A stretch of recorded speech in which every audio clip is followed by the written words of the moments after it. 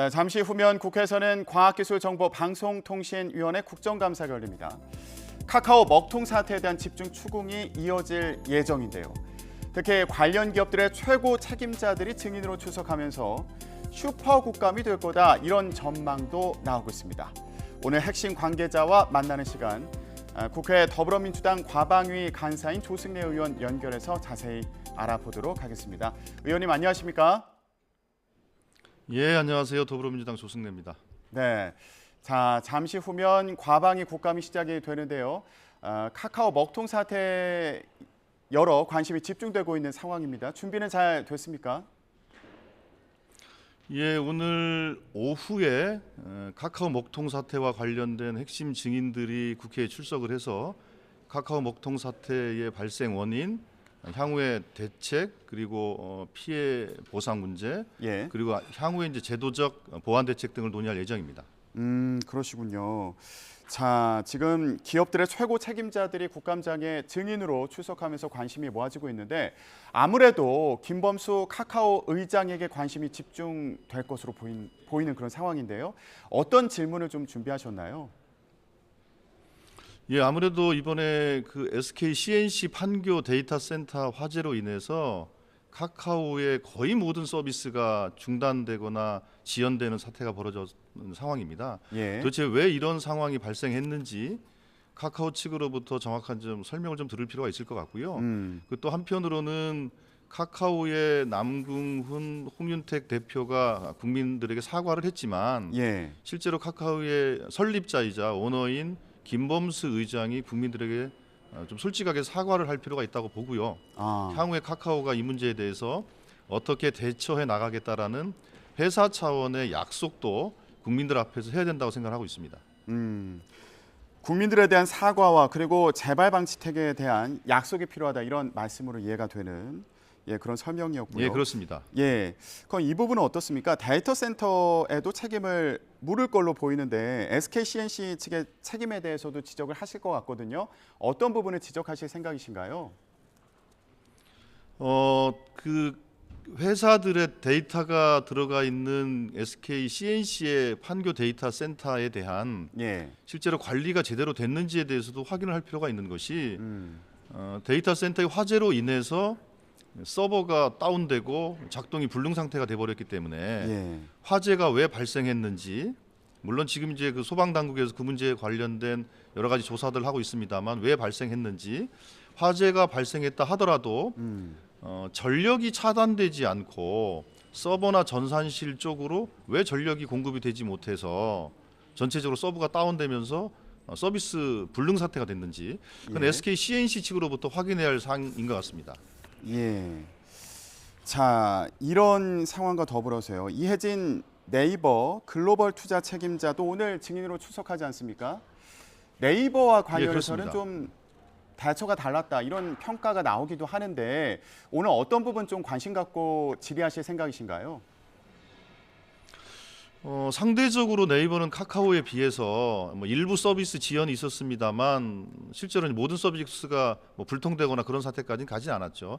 그런 의미에서 상대적으로 대처는 좀 괜찮은 편이다라고 평가할 수 있을지 모르겠지만, 우리가 2년 전에 국회에서 이 데이터 센터 등에 대한 재난 대비 계획을 포함하는 법안 처리에 대해서 네이버가 그때 강력하게 반대를 했던 바 있습니다. 그런 의미에서 앞으로 우리가 법안을 추진해 나가는 데 있어서 네이버의 생각이 여전히 반대 의견인지, 아니면 유사시에 대비한 재난 대비 계획을 법제화하는 거에 대해서 지금 이제 동의하는지, 그거에 대해서 회사 차원의 입장도 좀 들어봐야 될 것 같습니다.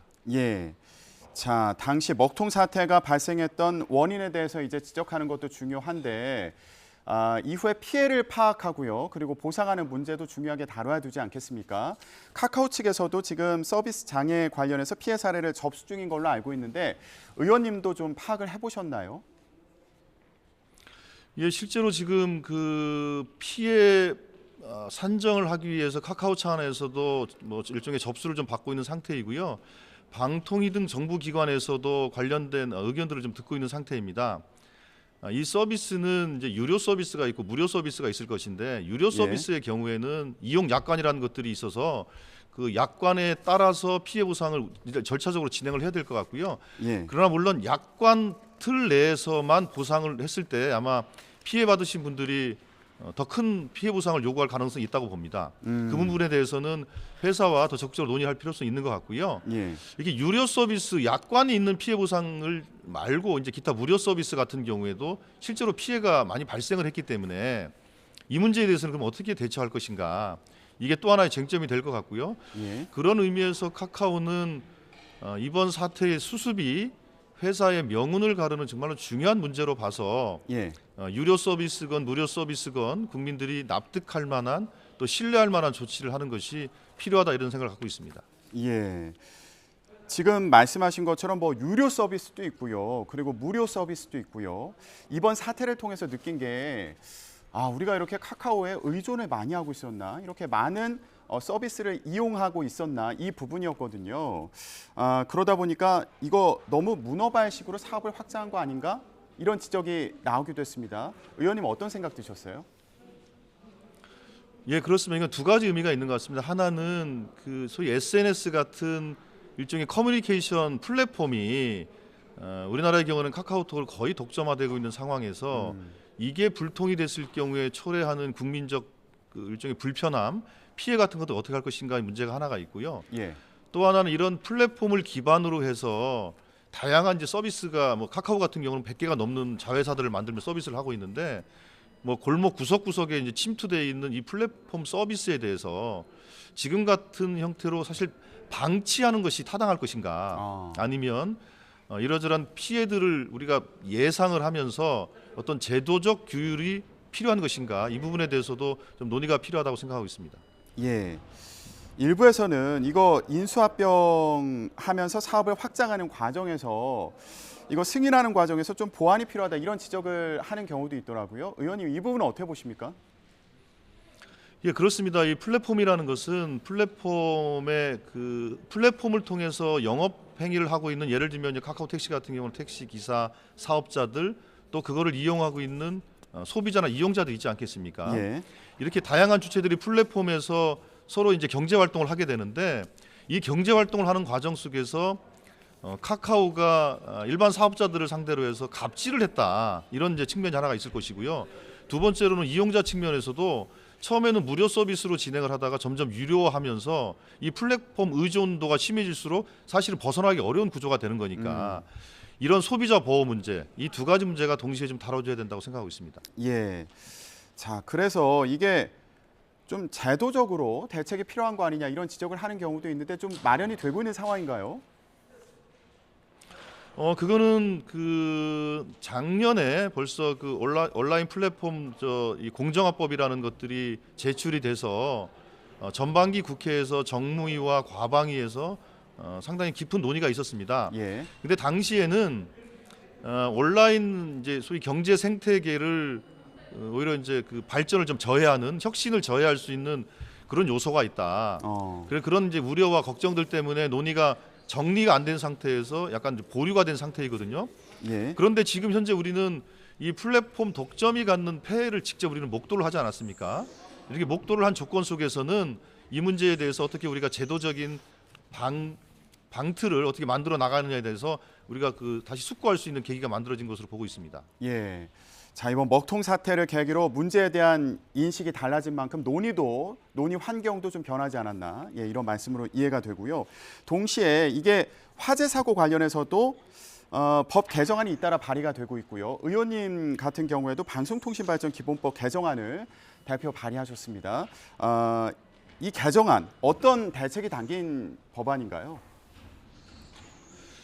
지금 그 방송통신발전기본법에는 SK, KT 같은 기간통신 사업망, 그리고 KBS와 같은 지상파, 그리고 YTN 같은 보도 전문 채널 등은 재난 대비 계획을 세우도록 되어 있습니다. 그런데 지금 이제 민간 데이터 센터와 부가통신 사업자의 경우에는 이제 세우지 않아도 되는 것으로 되어 있습니다. 그래서 그러다 보니까 어떤 문제가 발생하냐면 회사 차원에서도 이렇게 정말로 유사시에 어떻게 하겠다라는 재난 대비 계획을 세우지 않은 것이고요. 그에 따라서 일종의 이제 투자도 안 하고 있는 것이죠. 그리고 법적 근거가 없다 보니까 과기정통부나 방통위 같은 정부 기관도 이런 데이터 센터나 네이버, 카카오 같은 부가통신 사업자들에게 뭔가 재난 대비 계획을 잘 하고 있느냐를 점검할 수도 없게 돼 있는 겁니다. 예. 그래서 우선은 데이터 센터와 부가통신 사업자도, 물론 부가통신 사업자는 모든 부가통신 사업자는 아니고요. 뭐 저 100만 명 이상의 이용자라든지 일정 기준을 가지고요. 그런 부가통신 사업자들에게도 재난 대비 계획을 세울 수 있도록 하고, 이를 통해서 국가가 그걸 점검할 수 있는, 그렇게 되면 아무래도 재난 대비를 사전에 할 수 있고, 예. 아무래도 그 유사시에 대책을 만들 수 있기 때문에 사전 예방할 수 있는 그런 수단은 만들어질 거라고 기대하고 있습니다. 네, 알겠습니다. 관련 내용이 오늘 국회 과방위 국정감사에서도 언급이 될 것으로 보이는데 앞으로 대책 마련 관련해서요, 어떤 논의가 있는지 계속 지켜보도록 하겠습니다.